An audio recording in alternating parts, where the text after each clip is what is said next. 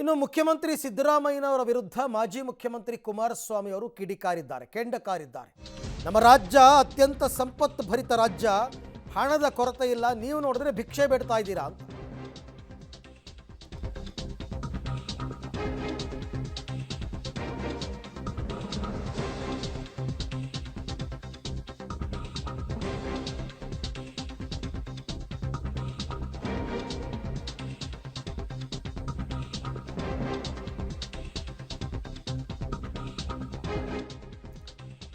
ಕರ್ನಾಟಕ ಸಂಪದ್ಭರಿತ ರಾಜ್ಯ, ಹಣದ ಕೊರತೆ ಇಲ್ಲ, ಸಿಎಂಗೆ ಅಮ್ಮ ತಾಯಿ ಅಂತ ಬೇಡುವ ದಯನೀಯ ಪರಿಸ್ಥಿತಿ ಬಂದಿದೆ.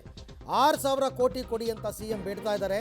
ಸರ್ಕಾರವನ್ನು ಭಿಕ್ಷುಕರ ಸರ್ಕಾರವನ್ನಾಗಿ ಮಾಡೋದಕ್ಕೆ ಹೊರಟಿದ್ದೀರಾ.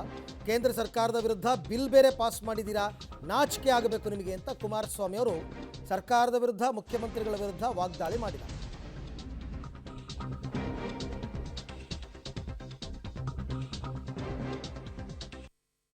ಪದೇ ಪದೇ ಕೆದಕೊಂಡು ಹೊರಟಿದ್ದೀರಿ.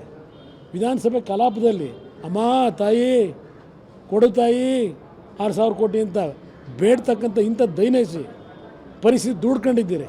ರಾಜ್ಯದ ಜನತೆಗೆ ಅವಮಾನ ಮಾಡ್ತಾ ಇದ್ದೀರಿ. ಇದು ಮುಖ್ಯಮಂತ್ರಿಗೆ ಶೋಭೆ ತರ್ತಕ್ಕಂಥದ್ದಲ್ಲ. ಕೇಂದ್ರ ಸರ್ಕಾರದ ಮುಂದೆ ಪದೇ ಪದೇ ಕೆದಕೊಂಡು ಹೊರಟಿದ್ದೀರಿ.